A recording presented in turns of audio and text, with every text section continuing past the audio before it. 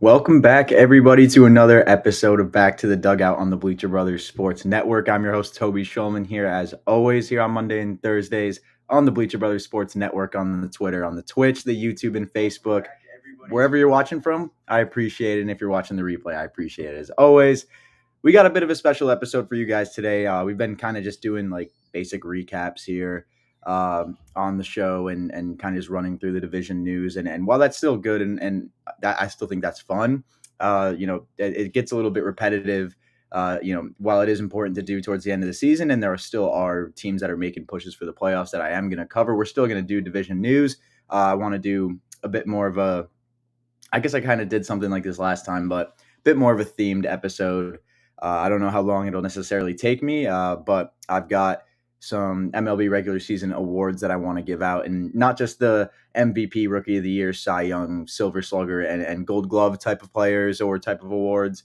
These are going to be just kind of more curated awards that I kind of came up with based on other awards from the other four major sport leagues or the other three major sport leagues in the United States. So I pulled some of the awards from those leagues that I thought, that the MLB could kind of implement for both the American League and the National League. So we'll get into those here later on in the show. But I do actually want to cover some of the news throughout the contending teams, at least, because I feel like with the postseason coming up, at least in the next week and a half, pretty much 2 weeks, we should at least know where we're all at in terms of the wild card standings, in terms of just general news in the league. But there's been teams that have been clinching the playoffs, teams that have been getting eliminated every single day. It's just we're coming to that point in the season now where teams are going to start getting their spots, and then teams are going to start losing them. So we're seeing more of that now, and it started with the New York Yankees last night on the American League side in Seattle. They've taken two games in Seattle, one game 11-2, and the other a tight extra innings W last night, a 2-1 win there.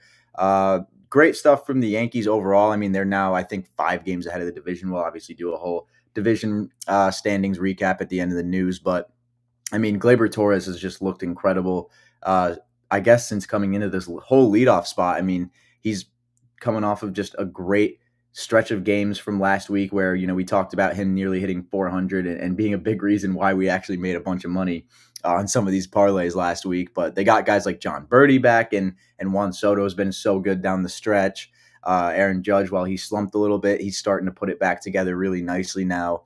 And obviously Austin Wells is starting to round out what could be a Rookie of the Year campaign. And, I saw one particular podcast talk about what it would mean to the Yankees to really get all of their lineup in the bottom 3 guys, get a Verdugo going, get a Dominguez going, get somebody that's not one of those big names that typically is contributing for this Yankees team. How big would that be to get them going in the playoffs? And I think that's exactly what's starting to happen now. These players are starting to get a little more, I guess, just going with the postseason, starting to look like it's at the end of the tunnel now. In this win last night, Soto came through with a hit. Anthony Rizzo had a couple of his own, but even in these close games, they're still managing to scrape out wins here. And Nestor Cortez, I mean, since going to the bullpen and then kind of being yo-yoed again as a starter, he threw another 6 innings of shutout ball last night. The Yankees are just really rolling right now. They're doing it against good competition too. I remember a lot of Yankee fans talking about how easy the schedule was in the second half, and they had that stretch right after the All-Star break where it definitely was a lot of games where they should have been winning and sweeping series left and right if you're looking at the grand scheme of things with the team that the Yankees have. And now they've transitioned into another good part of their schedule after dropping or playing mediocre baseball during that easy stretch, and they've really made up for it in this time. I mean, to be able to do what the Yankees are doing right now, and to have that scare that they had over the summer, and to now be up 5 games in the division on September 19th, I don't think you could have drawn it up any better if you were Aaron Boone. I think that, given the ups and downs of an entire baseball season, I think this proves more than anything that, baseball is just such an unpredictable sport. And, while the league's probably never been so open, it still, the Yankees are playing great baseball, and they deserve that spot to be 5 games ahead. Now, the Orioles, who are 5 games back, are still 4 games ahead of the wild card, of that last wild card spot that is currently held by the Minnesota Twins. They're fine. At least right now they are, unless they go on some unbelievable skid where they don't win another game of the season. I feel like the Orioles are going to be fine.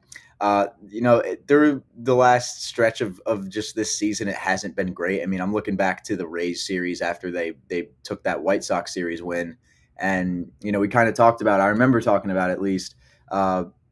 Looking at that stretch of games after the easy two series with the Colorado Rockies and the Chicago White Sox, looking at the upcoming series that they had against Tampa Bay, Boston, and Detroit, who's playing phenomenal baseball right now. It hasn't gone their way at all. I mean, they just took another series loss at home from the San Francisco Giants. That game three is currently going on right now, but I mean, they just don't look good. They got shut out in that opening game 10-0. They lost two games out of three against Detroit, and all of those were games that were 1-2 run games. I mean, these are games you have to win if you're the Baltimore Orioles. It's just I don't know really where the Orioles go wrong besides the pitching. It seems like just as a cohesive unit, they aren't clicking and don't really know in its entirety what it is. I mean, just right now, they're not playing great baseball at all. Like, they're just playing horrible baseball. They've just sank down the power rankings of our Bleacher Brothers list, if you've been paying attention to that. But the last 7 days, they've hit for a slash line of 178, 249, 287 with a sub 550 OPS. So this is not winning baseball whatsoever. Kobe Mayo's not really been able to put it together since coming back up. Jackson Holliday's slumped a little bit. And looking at the lineup as a whole right now, I mean, the guys aren't contributing. Gunnar Henderson's hitting 263 weeks at a time. Santander is hitting 100 like this week. I mean, this is when you need your guys to turn it up and to start, hitting well, and they're not doing. They're doing the exact opposite. And you could argue that you could have a little bit of a slump towards the end of the season, and then your pitchers could come in and pick it up. And to be fair, guys like Zach Eflin and Corbin Burns, looking at their starts from the last week, 6.2 innings, 7.0 innings pitched from Corbin Burns. I mean, Dean Kremer even has been okay, although he gives up, 7 hits and sometimes 4 earned runs. If you guys have a good offensive game, Dean Kremer should be able to give you a solid start. And I don't know if that's necessarily an arm that can help you out in the postseason, but a guy who I still think can actually help the Orioles is Cade Povich. I think that, I mean, he's shown flashes of having great, incredible starts, and while some of those have been against weaker teams, I think he could definitely put together some sort of the same kind of outing against a good team. I think it's just I think it's more of a mental gap for Povich at that point, because I think he's a solid pitcher. I think he's got good stuff. It's just, the inconsistency at times. And to be fair, that's a lot of this Baltimore pitching staff as a whole.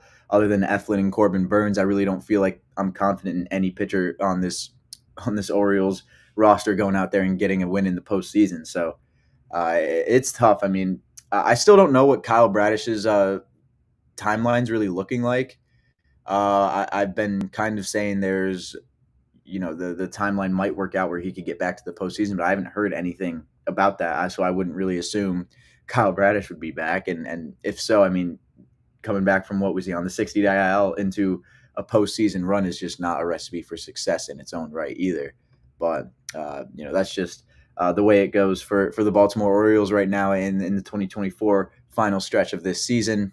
But moving over to the AL Central, we've got the Cleveland Guardians to talk about first, who right now are ahead of the division still. It's kind of just always been that way. They're 6 games up now. So when I said that one time the Royals had where they tied that division lead, I believe that was like almost 3 weeks ago, after that doubleheader where they had that shot. I mean, that was really it. Now it's just who's going to take that third wild card spot, really. So we're going to go through the Guardians quickly, though.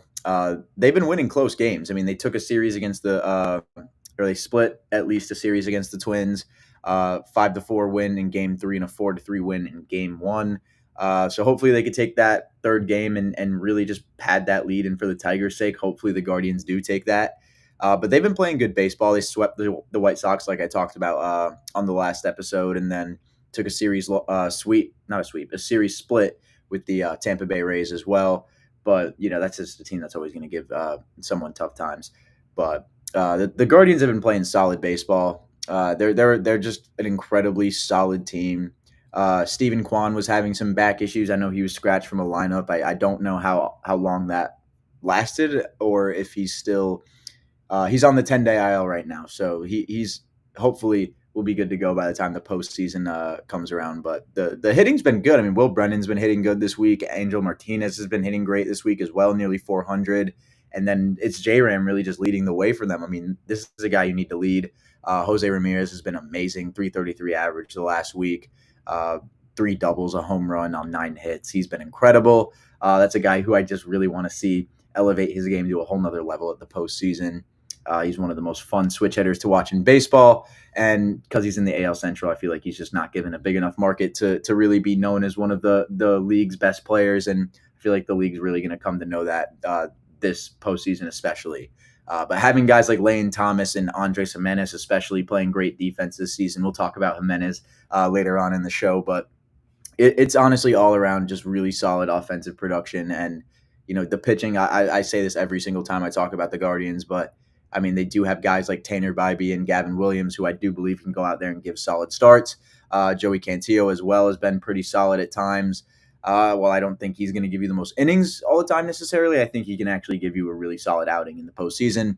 And if you can make it to Emmanuel Clase, you're going to have pretty good success, I feel like, all October long. But they've got a really difficult one coming. I think the AL, not just the Guardians, but the entire American League Central and the entire American League, if this team is able to actually get in. The Detroit Tigers are a half game back of the American League wild card, and if the Minnesota Twins lose this game today and the Tigers are able to take this game tomorrow, and then the Twins continue to skid, then the Tigers are really setting themselves up well for a postseason berth when I don't think anybody would expect it. They did their job this week. They took a sweep at Kansas City, going into Kauffman and getting the job done there. 3 games that were each decided by 1 or 2 runs, a 7-6 win for them in game 1, a 3-1 win, and then a 4-2 win. So, I mean, just great competition. This was a series that I can't remember if I said this to be like my series of the week to watch, but I vaguely remember not really even remembering to come up with one for that. But the Royals have just, they win a bunch of games, then they'll lose a bunch of games. This Tigers team, I don't think, this is the Royals just being streaky. I think this is more just the Tigers being an incredible baseball team right now. They've won 4 straight, and they have another series against the Orioles coming up, and they seem to have their number. So this is a Tigers team that's playing really good down the stretch right now, a team that is playing some really good baseball and close games as well. I would be very, very scared to play this team. And, looking at their production on the offense the last 7 days, it's been not even that good. They've hit under 220 the last 7 days, but guys like Spencer Torkelson have been doing really well. And Colt Keith, while he's day-to-day, he's still hitting the ball very, very well. And Jake Rogers even has been hitting well this week, and same with Andy Ibanez. It's just random guys from the Tigers that always seem to put up some decent production. And it's like, it's cool to me that they don't have to rely on Riley Green and Parker Meadows and Matt Vierling every single week like it seemed like they had to earlier on in the season. Now they can rely on, it seems like one of these guys will at least step up. And then in the rotation, Skubal, Montero, who's been great, and then Casey Mize put together a decent start last time out. Reese Olson, he's back. Like, Reese Olson's back, so he could give you a solid outing there as well. I honestly really like a lot of what I see from this Pittsburgh rotation, or not Pittsburgh, this Detroit rotation. I think they could really make it interesting in the postseason if they're able to take that final wild card spot from the Twins. But like I said, the Royals, they got swept by the Detroit Tigers, so they are now on a 4-game losing streak, which it's fine. I mean, they still have a pretty decent hold over that second wild card spot, and just don't really look like they're being threatened for it right now. But they're playing the Giants coming up, so they got to take some games against them. I don't think they should really have much of a problem doing that. But in that series sweep, I mean, it just was a bad series. I mean, it happens, but it just was a bad series. They hit 236 this past week. Guys like Miguel Garcia and Yuli Gurriel, they stepped up from guys you don't normally hear about. And then Kyle Isbell, like I talked about on the show last week, stepped up. And Salvy Perez had a decent week himself, but Bobby Witt Jr., he hit under 300, which is, I'm sure, way too low for his standards on a weekly basis. But just a down week, I feel like, is the only way you can really characterize the Kansas City Royals right now. I don't think it's worth overreacting. They played a really, really hot Tigers team. So Really, just bottom line, just a really difficult Tigers team to beat, and I think that's going to be a trend that a lot of teams that are going to be competing for a World Series are going to be saying to each other. But moving on to the final team in the AL Central to kind of cover here, it's the Minnesota Twins. Currently in the mix to hopefully split a series against Cleveland, like I mentioned. They really are just grasping at that wild card spot now with being half a game up of the Detroit Tigers. And this week, they hit 227 as a unit and really just wasn't great. Willie Castro hit great this week. Kyle Farmer, Byron Buxton, they also did well this week, which is big. Carlos Correa also hit very well this week. So it's just not it's just the big names I think from this team that are stepping up, and then like a weird one like Kyle Farmer or something. But yeah, I mean, not enough production really. I want to see guys like Royce Lewis really get it going. I want to see Brooks Lee get it going. I want to see Manuel Margot get it. Or I want to see Ryan Jeffers continue to play good baseball. I mean, this Twins team's better than the baseball that they're playing currently down the stretch. So it's kind of frustrating, but I don't want to take anything away from the Tigers as well for what they've been doing. It's just across the board, not enough production from the Minnesota Twins, and I think that's evident with how threatened they're being for their wild card spot right now. But moving to the AL West, we've got the Houston Astros to talk about, who had a couple easy series against the Angels and the A's, and then they had a tough one against the Padres, and what a surprise after facing two mediocre teams. They took a series loss to the Padres. 3-1 loss in game one, 4-3 win in game two, and then a 4-0 loss in game three. They've now got a game against the LA Angels and a series against them coming up this weekend. 8:10 p.m. start tonight for that game against the Angels. But yeah, they went on a little streak, and then people were kind of telling me the Astros are good right now, and I was kind of thinking they really haven't played anybody. In the last week, they've hit 250, so not a terrible batting average, but I mean, it's honestly just not a lot of production. Again, similar to the Twins, not really good production top to bottom. There's great production from Kyle Tucker. Mauricio Dubon's even hit over 300 this week, and Chasen Hayward's been pretty damn good since coming over to the Astros. But yeah, guys like Jeremy Pena, Altuve, Yordan, they've got to step it up, especially at this point in the season. Now, obviously, you're not on one of those teams that really needs you to step up so you can win the games, but you want to be, I think, just positioned so well, I guess, momentum-wise going into the postseason. You know your guys are hitting well. You don't want any question marks. I think that would be big for the Astros, but once again, I think right now they can kind of just relax and mainly focus their thoughts on just finishing out the season strong and pushing towards a World Series. But the Seattle Mariners right now, it is not looking very good in my opinion. You're still 3 games out, so it's not over, but it's not looking great. 77-75, your record currently sits, and you are currently 5 games out of the AL West. So if you would have told me that the AL West and the AL East would look pretty similar in terms of how their first and second place teams look, yeah, I probably wouldn't have believed you there. But moving down to the Seattle Mariners, they really just are getting unlucky. I mean, they won a great 4-game series against Texas. They took a couple really close games there, and then played a really solid final game in that series that made me kind of think, all right, they just shut out the Rangers 7-0. I'm worried about the Yankees going out west and being able to take games from a team that desperately needs them right now, and they just didn't get it done. Got blown out in that game one. Brian Wu, he just didn't look great, and then in game two, obviously losing an unlucky 2-1 win. That always just hurts way more when it's late in September like this. But yeah, they got to at least, if you're the Mariners, you have to win this game this afternoon against the New York Yankees. If you don't, it's really looking bleak for you. You've got like 10 days really left, 9 days left to make something happen. And looking at the batting order and what they were able to do this week, they had an 813 OPS this week. They hit really well. Mitch Haniger hit better than he has in a while. Mitch Garver didn't do too bad. Luke Raley hit over 300. Justin Turner, Julio Rodriguez hit 423. Guys just have to keep hitting like this for the Mariners, and you got to win those close games. That's bottom line. That's I feel like I'm going to be saying that a lot, but you just got to win those close games. If you are the Seattle Mariners, yeah, it's getting too late in the season to start dropping these close games like this. And when you have Victor Robles hitting 563 at weeks at a time, you need to start winning games. I mean, we always talk about the pitching and how that's not the bad part of this Mariners organization, of this Mariners team, but I mean the offense stepped up this week, and I mean the average ERA from the Mariners pitching staff was a 3.60 this week. So I don't know. I think Bryce Miller had a good week.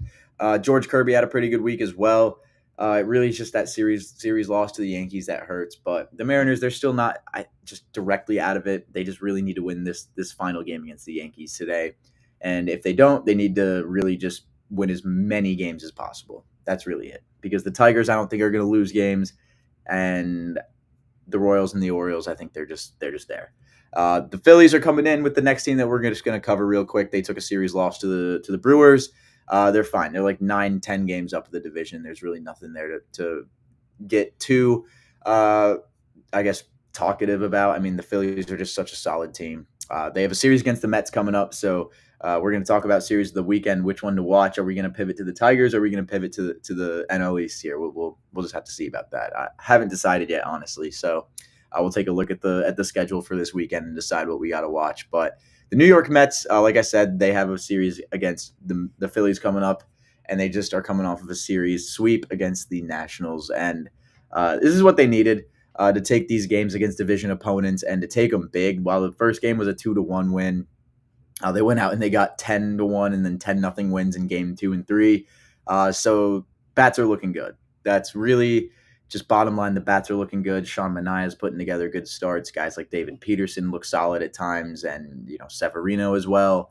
I mean, the whole rotation can put together something solid at times.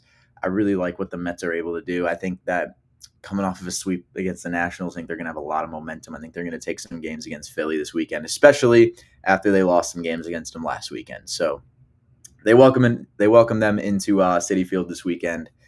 So that's going to be a really interesting one. But tune into Thursday Night Baseball on Fox, and at 7:15 you'll be able to watch that Mets Phillies series. We have a same game parlay that I want to actually give out for this Mets Phillies series today, or this Mets Phillies series coming up this weekend.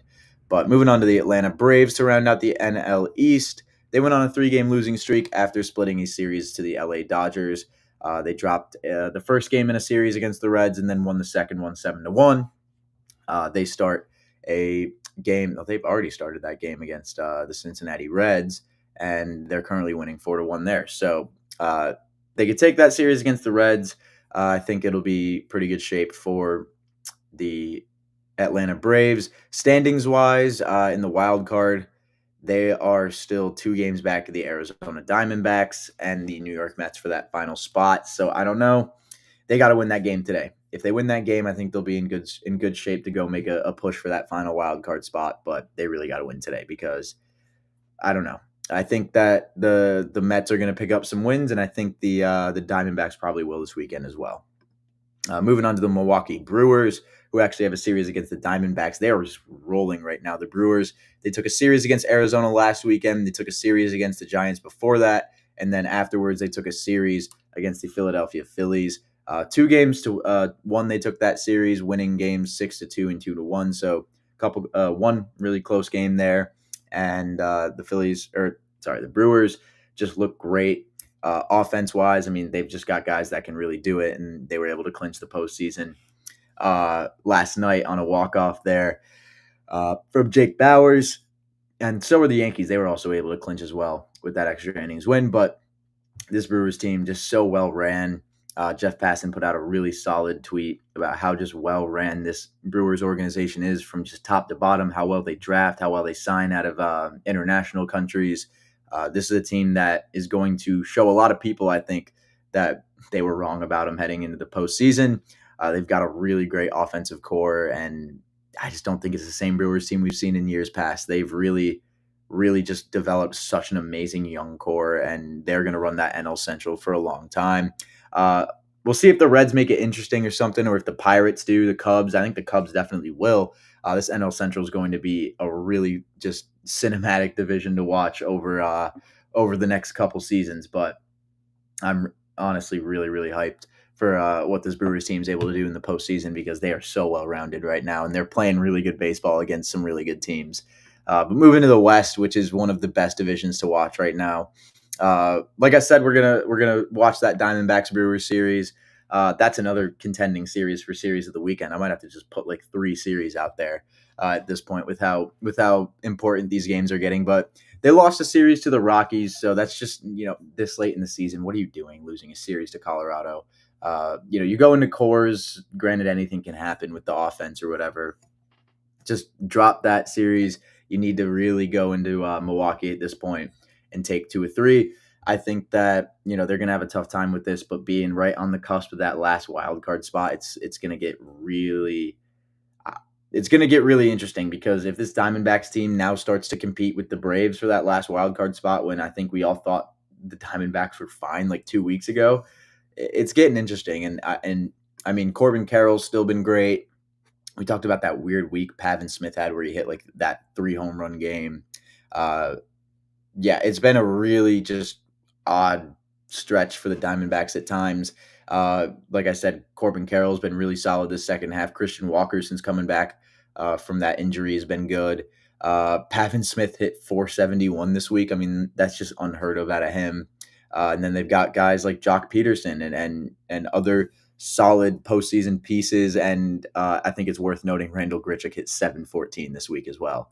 But they have pieces who could just hit. That's pretty much the Diamondbacks.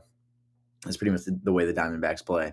The pitching has kind of been second in my mind to this offense this year. Zach Gallen hasn't been everything that I would have thought he would have been this year, and same with some of the other pitchers. I do like what I saw out of Brandon Pfaadt this season, but I don't. I don't really know if this team's postseason future is certain right now. So this will be a team to definitely look out for uh, down the stretch. But we're already at the 2:30 midway part of our show here, so I want to make sure that I at least leave some time for these awards and then times to actually get some bets out. Obviously, we'll have the betting content out in a written piece for you guys to take a look at here in probably like an hour. But uh, there are some games here that are about to start, so I actually do want to get into those picks pretty soon. But Dodgers have a series against the Marlins that they're currently in the middle of. They want to take that third game today. Hopefully, that takes a series against Miami, and then afterwards, I mean, the Dodgers are fine. This is a team that is not going to be threatened for their postseason spot. Obviously, they're fine. While they split that series against the Braves, I mean, losing a series against the Marlins would suck, but honestly, I feel like the Dodgers have kind of just accepted the fact that they're in the postseason. They're going to win the division. Now, we just got to get Ohtani that 50-50. But moving down to the Padres, who I think are really just so solid right now, taking that series against the Astros, taking that series sweep over the Giants as well. They just look really good. As far as standings goes for the Padres, they are currently 3.5 games back. So I mean, they're probably not going to win the division. I don't think that's going to happen, but they're fine for the wild card as well. I mean, the team is just top to bottom so good. We talk about guys like Jackson Merrill, obviously, all the time, but Luis Arias has just been a hit machine this week. Just top to bottom, great production. I love what I'm seeing right now out of the San Diego Padres. I think that they're just one of the most underrated teams right now going into the postseason. I think that this is a team that definitely has a shot at going all the way and winning a World Series, especially if guys like Tatis and Machado are hitting the way they are right now in the postseason. If Merrill's still hitting the way he is, they could get Cronenworth going. That's huge. And if they could have Profar still putting up the production he is, that's great as well. But they picked up Elias Diaz as well. And I mean, that's a former all-star backstop. I would not sleep on this Padres team. I just straight up would not. They are honestly one of, if not the most well-rounded team in baseball. So just something to note. But now we've got our awards to go through here. So kind of just brief explanation of these awards. So I obviously MVP, NL, AL MVP, we know who those are going to be. Judge and Otani. And then for like Cy Young, we know it's going to be Skubal and Chris Sale. At least that's who I think we're going to get at least. And then Rookie of the Year, Wells and Jackson Merrill. So we know those three awards. We know those three. We know those six players are getting those awards at least. And I kind of thought, what could I come up with to kind of give out some other awards and recognize some players that aren't going to get necessarily noticed despite the amazing seasons that they had in these certain, I guess, not themes, but like requirements, maybe, I guess you could call them. Uh, like I said, I took some awards from all the other major sport leagues in the United States to try and come up with some inspiration for this because there are some awards here that I think just should be a thing in the MLB and just aren't. But basically, we're good. Just the awards that I'm going to be going through in this show right now. Obviously, not MVP, Cy Young, and Rookie of the Year. We're not doing that. We're going to be doing Clutch Player of the Year. I believe that's an NBA award. I think Steph Curry was the last person to win that. But when I was looking that up, that just was something that I thought was a really cool award to go over to see who really just elevates their team and helps their team win. Because in baseball, I feel like to be one of the most clutch players in the league is such a hard thing to do over a 162 game season. Then we got we're doing AL and NL for most of these as well. I'll be sure to mention if we're not doing both, if we're just doing one. But for clutch, it's AL and NL. Same thing for the defensive player of the year. While there is gold gloves, and we're going to talk about who I think will get gold gloves at each position at the end of the season. I think having just a above all defensive player of the year like they have in like every other league, I think that's awesome. I mean, why not recognize the top defender in baseball if you can determine one? I know that the positions are tough to kind of differ from. It's hard to compare a catcher's defense for how important that is to shortstop or first baseman or pitcher's defense. They're all so different, obviously, but I feel like you could still come up with at least a top dog for each one. So we got that. And then we've got AL and NL most improved player. I don't know if is this a thing. I don't think it is. I'm actually going to look this up because if this is a thing, I'm actually I'm going to be pretty upset about that if I didn't know. I mean, it's not an award as far as I'm concerned, but it's definitely something that's talked about. So we're going to do that one and then comeback player of the year as well. And then I have utility player of the year. That's just going to be one guy. I think one utility player for the entire league is fair. And then I'll have an honorable mention for that just to make it interesting and to make it right. But for the article, I am making this in an article and putting it out on bleacherbrothers.com. Don't know if that'll be today or tomorrow, but I've got a trade deadline winner. I didn't have time to break down everybody's pieces again and see how they're doing. So unfortunately, not going to be going over that in the show. And honestly, that would just take too long. But we're going to end it off with honestly, like probably one of the favorite awards that I came up with, which is called the second half hero. Just someone who really elevated their game to another level in the second half and helped their team.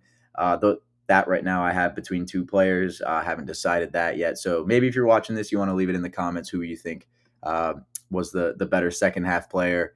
When we get to it, we can maybe decide that way. But moving on, going up to the clutch player of the year.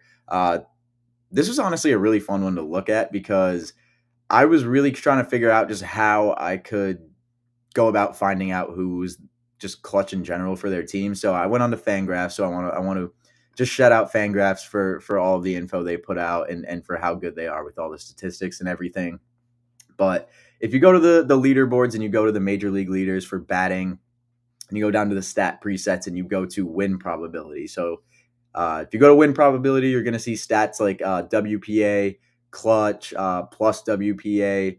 These are all stats that I'm sure, we have talked about the stats on the show before, but stats that not the common baseball fans looking at, not even the ones who are really into the stats. I'm not even looking at this statistic too much, but it was, the exact one we needed for this award.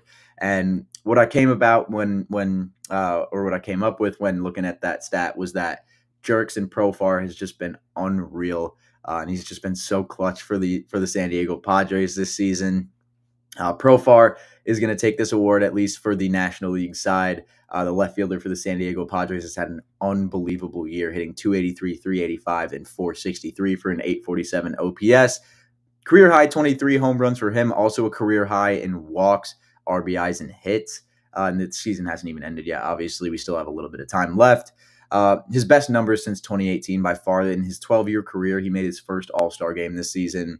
And I think it's just even better that he's been just this good at elevating his team to get wins compared to just kind of putting together a solid season. He's really been impactful. A 2.51 clutch. And if you're wondering what a good clutch is, Fangraphs has illustrated that a 2.0 clutch is excellent. To them, that's excellent. So a 2.51 is just amazing. And in terms of clutch, that is the best in the league. 4.93 win probability added. So when he's hitting the way he's hitting, the way that he's hit, in the clutch way that he's hit, he's just the probability of the Padres winning when he is hitting the way he is just so much more likely, or is just so much more probable, I guess you could say.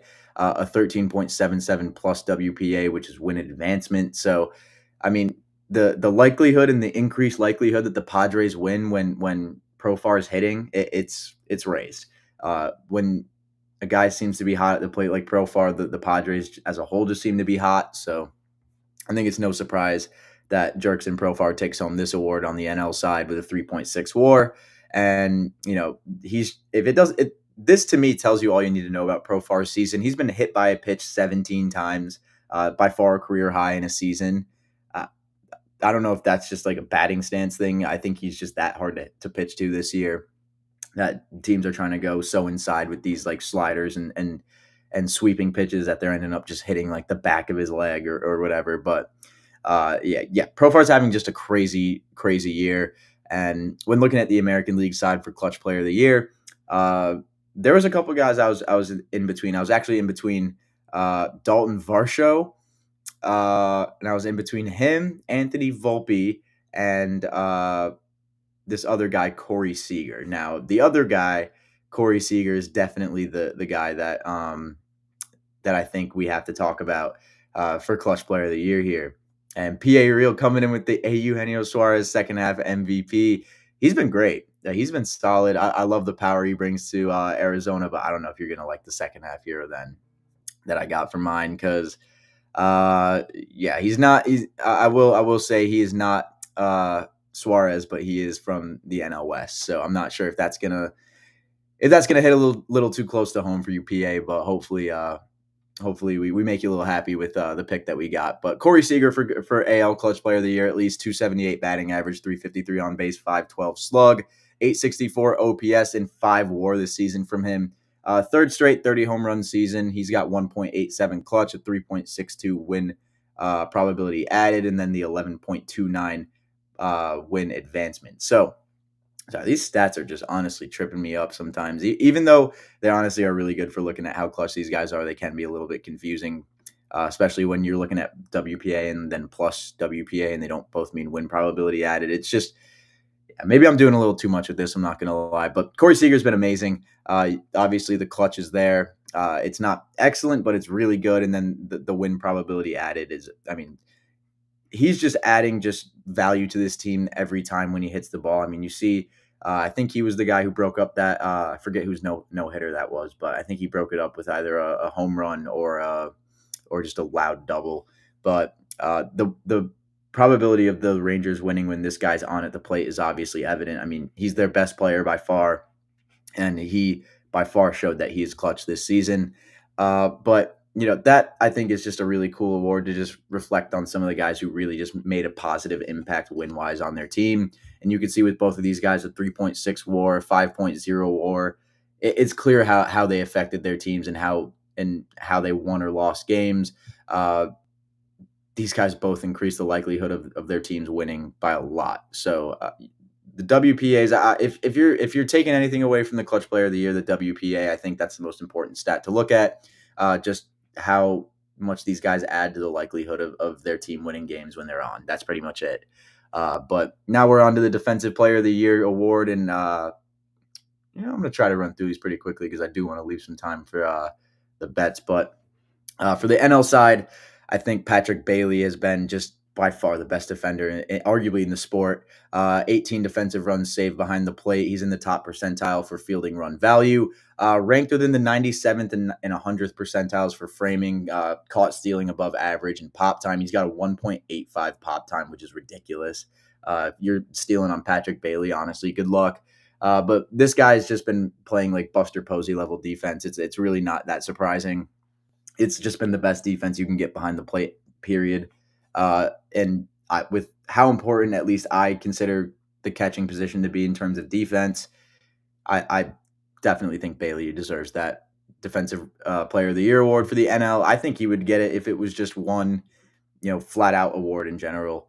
But since this isn't, since this is also an AL award, we're going Andres Jimenez from the Cleveland Guardians, the second baseman we were talking about earlier. He's not really been talked about enough for how good the defense was this season. And the former All-Star recorded 21 defensive runs saved and 18 outs above average, 98th percentile for fielding run value. So he's just about as good as it gets. Among American League infielders, there's not much better defense you can get from above average speed and second base. This is the perfect combo of all that. A little bit of speed, a little bit of just agility, and what he's able to offer there. I mean, hopefully he could either move that to the shortstop position or they can move him before Bazana comes up, because that defense is so valuable. The fielding numbers alone, while the bats pretty below average for Jimenez, the fielding's incredible. And those numbers alone, I think, will keep him on this team despite the top prospect in their organization being in the same position. That'll be an interesting thing to see and an interesting narrative to keep up with next season. But moving on to the most improved player, I think this was only fair out of the AL to pick Garrett Crochet as a guy who was not a starting pitcher before this season. He went into this season with that starter role, just kind of never looked back. 3.78 ERA, but on the White Sox, I would honestly take that ERA with a grain of salt. But 30 games started compared to 0 in 2023. 195 strikeouts, a 12.7 K per 9 rate compared to an 8.5 last year. And he has like 126 more innings pitched this year. And he's been elite. He was the most talked about possible trade chip, arguably. He will be the most talked about trade piece in the offseason, probably as well. He is one of the most sought after pitchers in the league.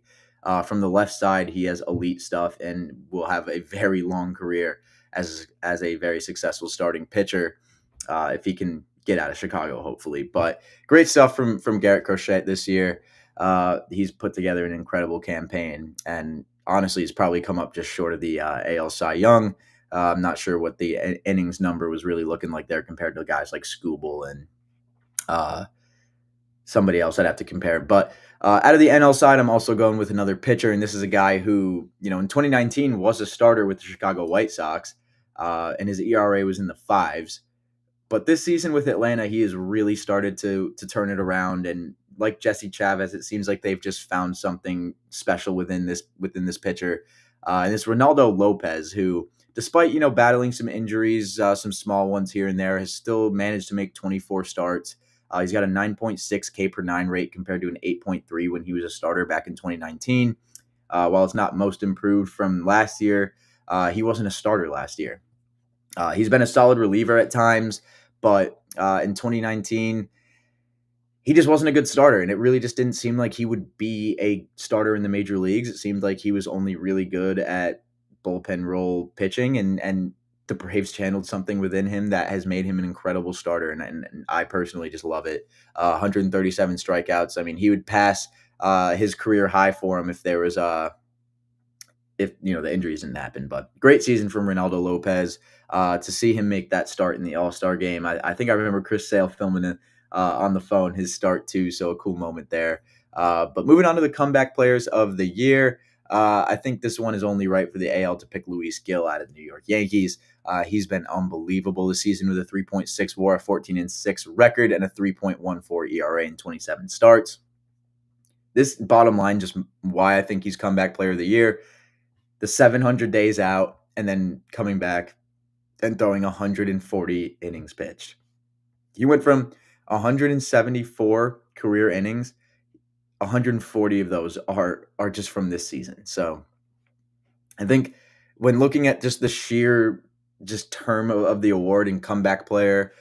Yeah, I mean, he came back and has pitched a career high in innings by just a long shot and has just been so good for his team. He was in the rookie of the year contention for a little bit.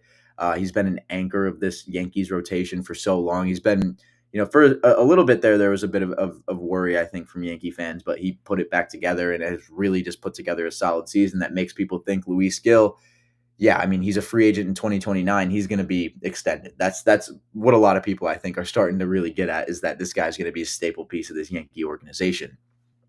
In this season, we talked about his numbers, but a 130 ERA plus, well above average there, and under 1.0 home runs per nine. Yeah, the numbers have been really, really solid from Luis Gillen. While obviously you want the walks to go down a bit. In another full season, you hope that obviously improves a little bit. And he's only 26 years old too. I mean, he's got a lot of time in the world to develop a little bit more and to make that command and control a little bit better. But the NL side, a former Yankee here and another pitcher, and it's Luis Severino from the New York Mets. Now, at age 30, I guess he didn't really need. No, he definitely did need the comeback season actually at age 30 because I mean that could be like a make or break year for you. You may think, well, I'm out of my prime. I don't know if I have the longevity to do this until I'm 35 or even 33. This was a huge year for Severino, who I think after throwing that shutout just reminded himself, yeah, I can actually make starts like this in the major leagues. After last season with the New York Yankees in 19 starts, or in 18 starts, I should say, he had a 6.65 ERA, and I vividly remember thinking to myself, this is the worst pitcher in Major League Baseball. He just looked defeated as soon as he gave up a single hit or run. And it really sucked because you really want a guy like Sevy to succeed, a guy who loves baseball, a guy who goes out there and plays with passion. You want this guy to succeed.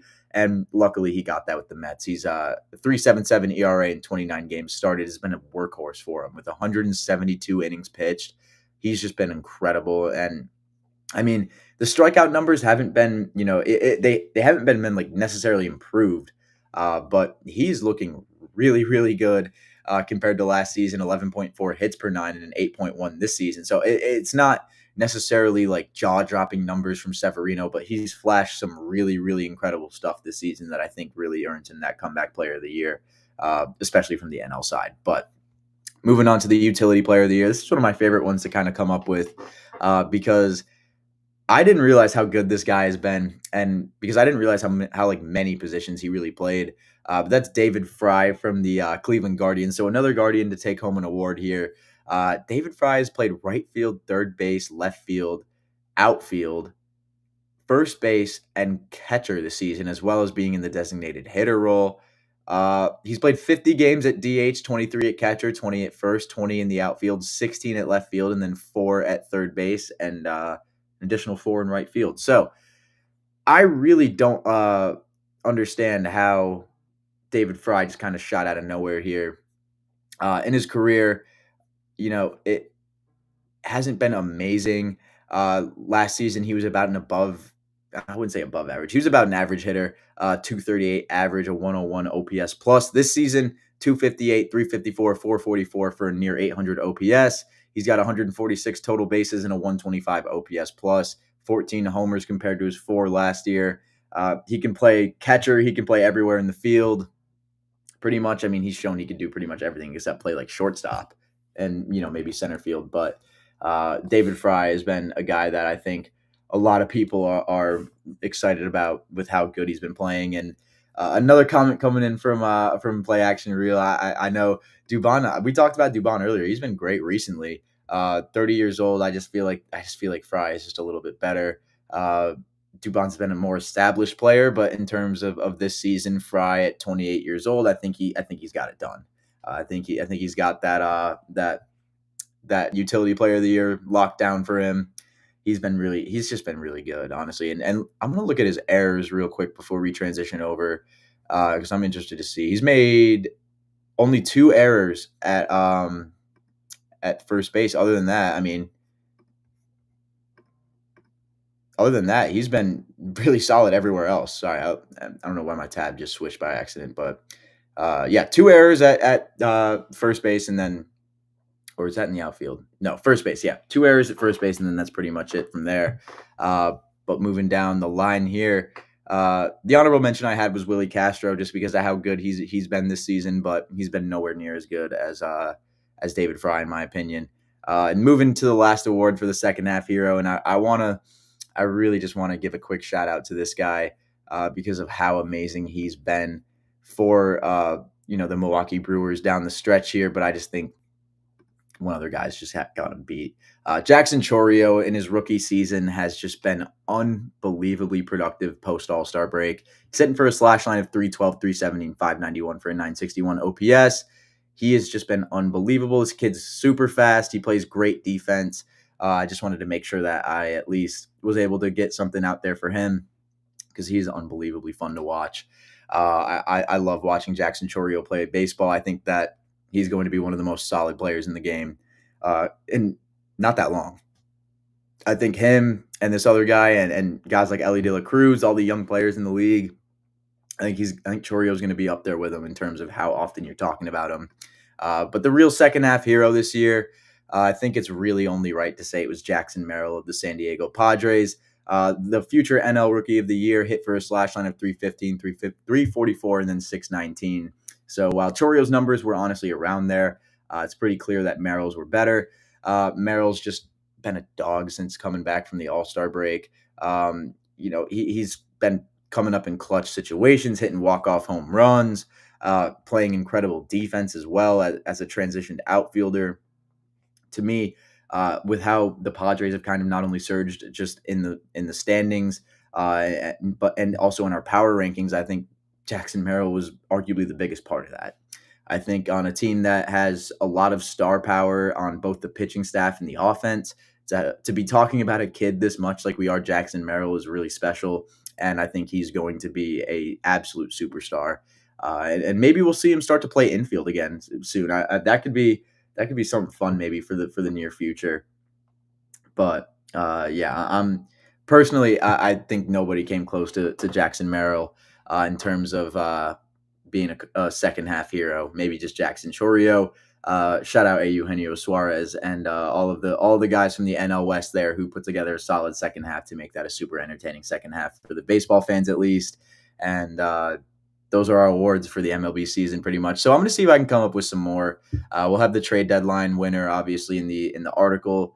But I personally thought it was a lot of fun to just look at some of these guys like Reynaldo Lopez, who had a great season, and guys like Patrick Bailey, who will go overlooked, but really have played such just elite baseball at just such a particular aspect of the game.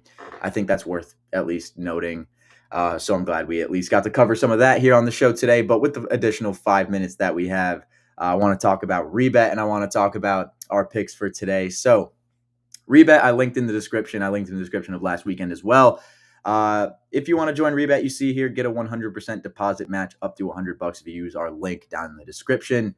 The code should fill out for you right away. If it doesn't, I believe the code is just Bleacher Brothers. But been using Rebet for a little bit. Got a cool prop builder to it. You can adjust the lines. I personally like the way the app looks. It's pretty fun. Just go in, use our link, make a little deposit, make a bet. You don't like it, never use it again. Don't really care. But with our bets today, I know this game started about 20 minutes ago, but the Rangers and the Rangers and Blue Jays game, I've got Kumar Rocker to hit over that 4.5 Ks line again. Until they raise it, we're going to hit it every single time. And until he proves that he won't pitch 7 strikeouts or go over that line, we're teasing that 7+ strikeouts a little bit if it's plus 366. That's just a little mid game afternoon live bet for you if you need something right now to tail. I don't know. Kumar Rocker is a fun pitcher to watch, so I'm going to be watching this game as soon as I hop off the show today. But in terms of other picks, we've got a couple player props and then a 3-leg same game parlay. So I'm going to start with the SGP. It's the Phillies and the Mets, which is my series of the weekend. Honestly, I think this is going to be the most fun series to watch all weekend. The Mets and the Phillies are just always such an entertaining two teams to watch face each other. And Luis Angel Acuna is my first leg of the same game parlay. He's faced Taijuan Walker already, and in 2 at-bats he has got a hit. And he's honestly been hitting pretty damn well lately. So I think Luis Angel Acuna is my guy. He's got 2 multi-hit games in a row. So give me him to get another hit today. I think that's a pretty safe bet. To record 1+ hits, consensus odds were -150. And I've got another hit prop here. We're going to go with another guy who honestly sees JD Martinez, or who sees Taijuan Walker pretty well, and that's JD Martinez. And 18 at bats against Taijuan Walker. He's got a 389 average, a 1.032 OPS, and he's got 1 home run, 1 double, 7 hits, 3 RBIs. I like him to get a hit today as well. As a whole, I can't really tell if Martinez. I'm checking to see if he's been hitting like super well lately or if he hasn't. He's really been in a slump. Honestly, he has not gotten a hit in 10 days. So now's as good a time as any. Honestly, I probably wouldn't have picked that if I knew that, but saw the numbers. Sometimes that's all I need personally. The actual odds on that prop were -185. So I personally think JD Martinez is going to get it back on track tonight. Acuna's swing, it is exactly like his brother's. PA Real's just dropping some gems in the comments for us this show, so I appreciate that, PA. But no, Luis Angel Acuna's swing is absolutely amazing. He doesn't have the power that his brother has, but watching him in Syracuse for a couple weeks this summer was really cool to see just the tools in person and to see how good he actually is. That was pretty cool. But the final leg of this SGP, we're going Taijuan Walker over 4.5 hits allowed. He hasn't been great lately, and the Mets are hitting well lately. That's pretty much just bottom line.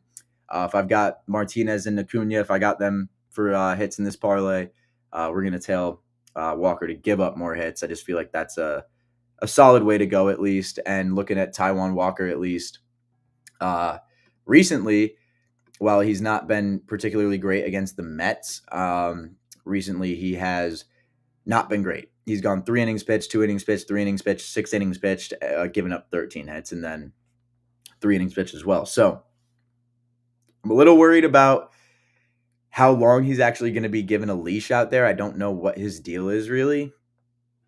So we'll just have to see about that. But additional 2 props. I've got one that's plus odds. It's Josh Lowe to record 2 or more total bases. He's got great numbers against Brian Bayo. If you want to go look at that, go to ESPN, go to the bat versus pitcher on Brian Bayo. You'll see Josh Lowe's got great numbers there. And then Max Muncy's got solid numbers against Edward Cabrera.